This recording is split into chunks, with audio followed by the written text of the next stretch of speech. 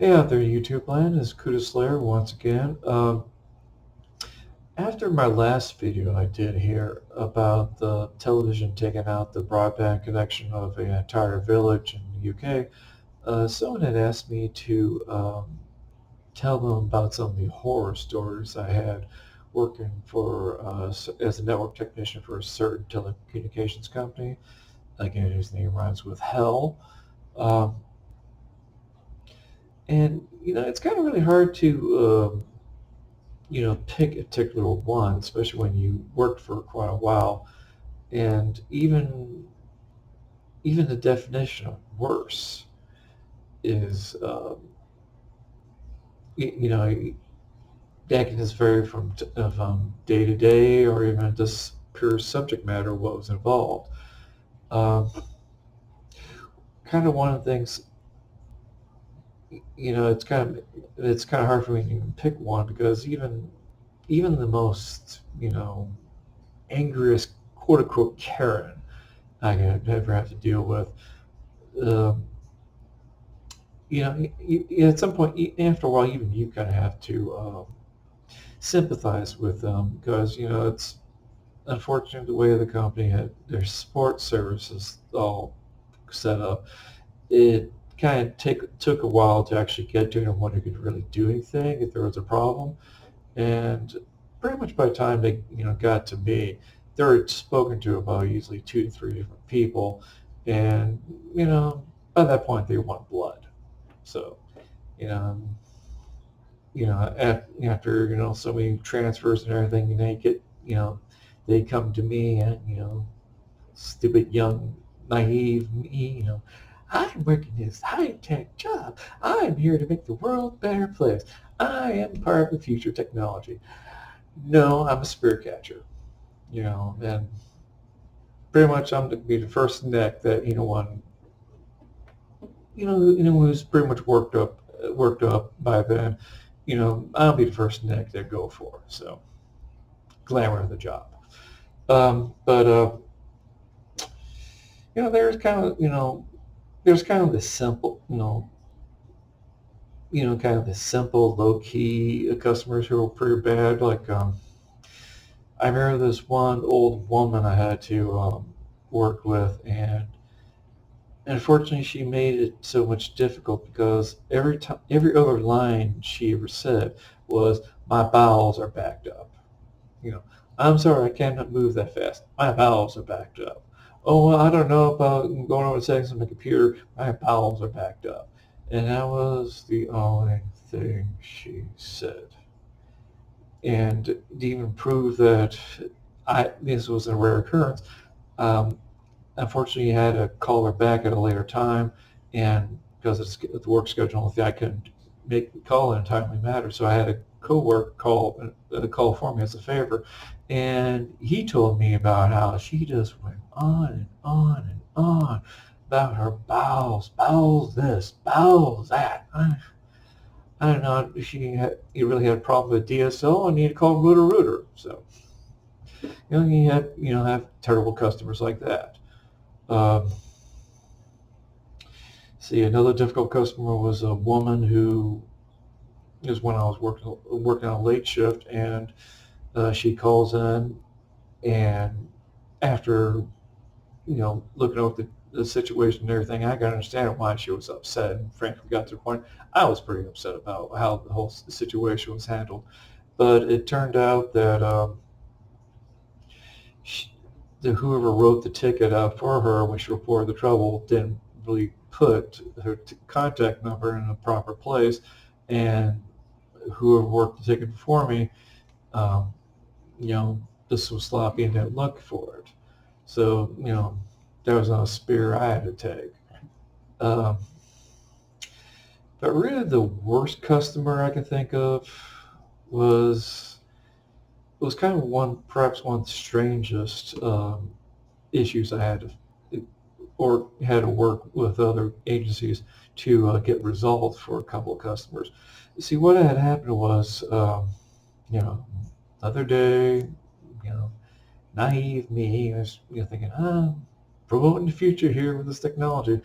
Um, I get a call from turned out to be a manager from the telephone side of the company. And one of the big problems with this is that because of all the laws and regulations and defined lines of demarcation, uh, technically I wasn't supposed to speak to her, but because of the complexity of the issue, there was to do this through proper channels as things are laid out. Uh, the issue would never have been resolved. So, I decided to, you know, risk it and try to see what I could do to help these customers. It had turned out that there was an issue of crosstalk with two different customers. Kind of this timeline from what she described to me. One customer had an existing DSL line, and then later on another customer got a DSL line of their own, and for some odd reason there was an issue of crosstalk, which is where one line induces, well, the scientific term is one line induces a current in another line where there's supposed to be no current, and this can happen through all kinds of different ways. Either the coating on the wire has failed and it's touching another wire, or just the magnetic field. Even though technically speaking, the cable pairs that they use, all the copper pairs, are especially designed to not induce it. There's a certain twist every feet or so, and they're spooled around. I'm sorry, uh, twisted around in a certain way. Of course, especially playing with mice and men, you know, you spring out a few 100 million miles worth of copper, and no matter what you do, you can have all kinds of things happen, despite what the engineers tell you. But anyway, there was an issue of crosstalk between these two different customers. The big mystery part of this was that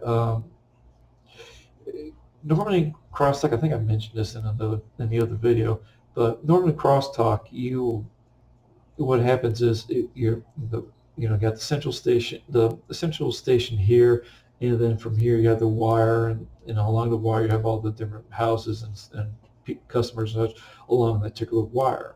And that's where, when you have crosstalk there, it means there's somewhere in that wire that's interfering with the other people's service. The problem is the central office is right here. One customer's out this way, and another customer's out this way, and totally on two totally different cable pairs, which means there was a pretty serious issue in the central office itself. And the telephone side wanted to claim it was our DSLAM equipment causing a problem, and there really wasn't a procedure to prove that without going through some pretty major hoops to do that. And so basically what I did was I sent a technician out to take a look at basically we had to send our technician out to prove everything, and then work everything back to the central office to prove, in some ways it's kind of like a court case when you get, I get a ticket like this, and I have to prove everything to the other side that the problem's there, and get them to fix it. Uh, as while speaking with this particular telco manager, I got the numbers of the two customers who were having the problem, and I called the first lady, and this woman, she thought the whole thing was funny. I mean, she was laughing, joking. It's like, I don't understand, I understand the big problem, but this other person, I don't know. He's, and so I'm like, okay, you're quote unquote not really having a problem. It's only when the other person picks up the phone, and so, or he try uses their DSL, and so I was like, okay, well, we kind of had an idea where to work towards. And so I called the other customer. perhaps one of the biggest mistakes I ever made in my life. Because, there you meet people that are just naturally happy, are naturally always in a good mood. The morning people, always have a smile on their face. This person was complete and total opposite. This person could make a theme park seem like a funeral. This person would just suck all hope, all joy. You know, it's like if the Dementors from Harry Potter were to come up to this person, they'd be like, "Ooh, screw that noise." You know, they wouldn't want any part of her either. This this woman just, and every time I called her, even though like I'm personally taking responsibility for your issue, I am going to see to it that we get this resolved. And I don't know about this. This is so much trouble. Oh my. I'm sitting there on the phone going,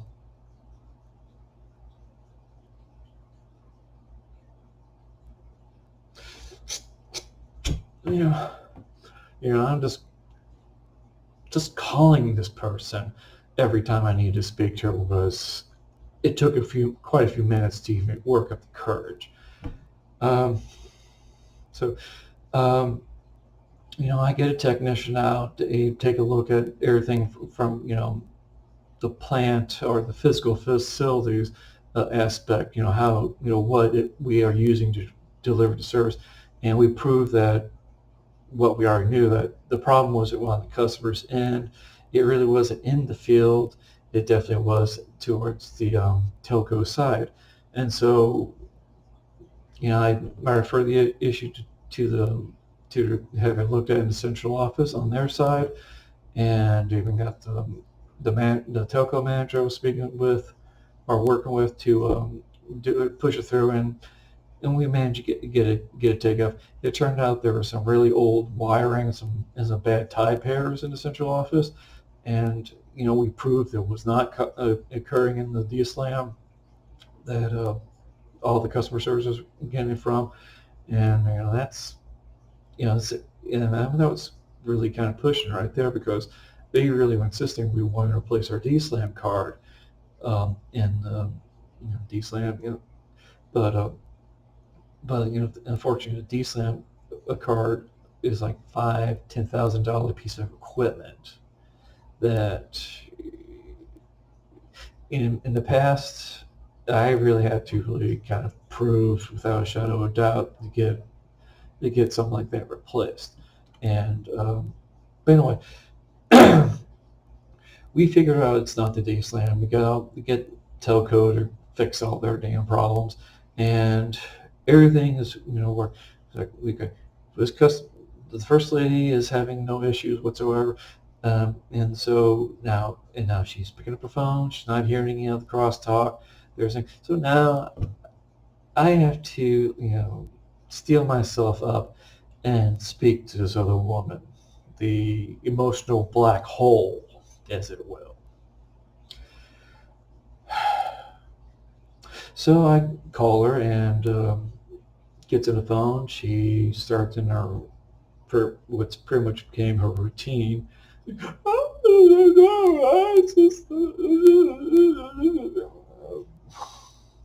Okay, ma'am, have you tried your DSL? I don't know. I haven't set it up yet. So,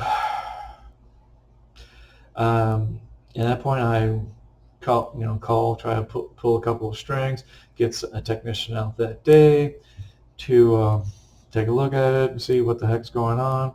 He gets out there. He calls me like, yeah, this woman is an emotional black hole. There should be hazard pay if we're dealing with people like this. You don't say, huh? Un momento, por favor.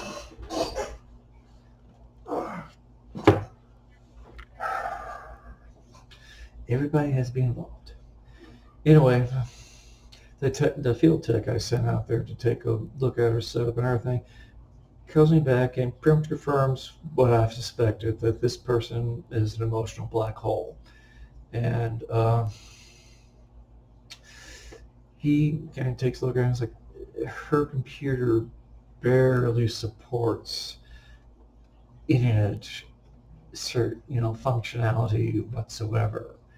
I mean, and at this point, I was starting to get angry because this person has already sucked enough of my life out of me that that's time I will never receive ever again.